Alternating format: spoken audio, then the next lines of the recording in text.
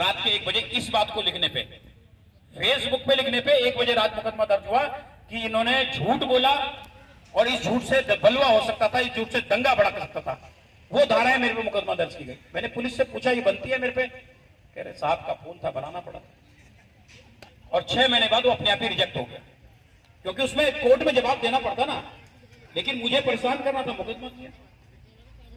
बिजली के पोल देख रहे हैं आप, इन पोलों पे लिखा रहता है तमाम चीजें की लैट्रिन के गड्ढे साफ कराने तो फलाने नंबर पर फोन करें, फलाने लिखा देगा। ऐसे ही चुनाव के समय में हमने लिखा ज्वाइन कांग्रेस जनरल, बोला ज्वाइन कांग्रेस।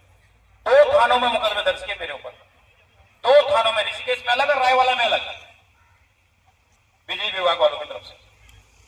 अब आप बताओ कि कितना नाजायज करोगे। मैं तब भी खड़ा हूं आपके बीच में और ठोक के बोल रहा हूं आज भी। तो इसलिए मैं इसलिए बता रहा हूं कि आप कतई निराश मत होइए। अगर आपका मनोबल टूटा तो आप समझ लीजिए जो दिल्ली भी गए हमारे कोर्ट के अंदर, उनका भी मनोबल टूटेगा। आपके मनोबल पे वो लोग खड़े हैं, आपके मनोबल पे हम लोग खड़े हैं। मैंने कहा ना, ये वाली ताकत जिताने वाली ताकत नहीं है, ये वाली ताकत जिताने वाली ताकत है। किसी भी आंदोलन को जिताने की ताकत है। हालांकि मैं मना करता हूं इस सरकार में आंदोलन करना बेवकूफी है, लेकिन क्या रास्ता है? और 1 मिनट, लेकिन क्या रास्ता है? हमने कूड़ा हटाने के लिए आंदोलन किया, कोर्ट में गए तो 2 लाख की पेनल्टी मेरे ऊपर लगी। फिर मैं सुप्रीम कोर्ट से जाके उसको पेश करा के लाया।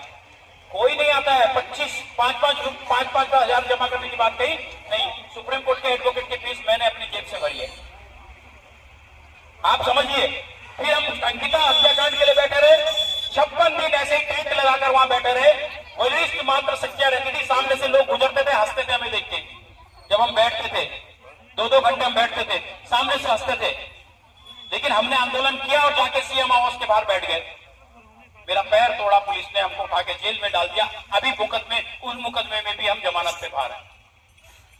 तो इस सरकार में आंदोलन करना वाकई में अपने शरीर को, अपने मन को, अपने बल को कमजोर करना है। लेकिन फिर भी इसके अलावा कोई रास्ता ही नहीं। गांधी जी ने हमें ये सिखाया और हम इस समय बापू के क्षेत्र में हैं, तो हमको हिम्मत रखनी पड़ेगी। बापू ने इतने अंग्रेजों से लड़ने का काम किया।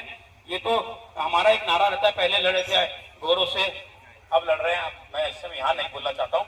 तो उसी तरह के लोगों से लड़ने का काम है इस समय। इसलिए मेरी आपसे विनती है, बिल्कुल भी मनोबल कमजोर नहीं करना है। और कल नारायण की कृपा से कल का जो निर्णय होगा वो हमारे पक्ष में होगा। मेरा मन कहता है, हो सकता है मेरा मन झूठ भी कहे, लेकिन मेरा मन कहता है कि हमारे पक्ष में होगा। हमारे पक्ष में नहीं भी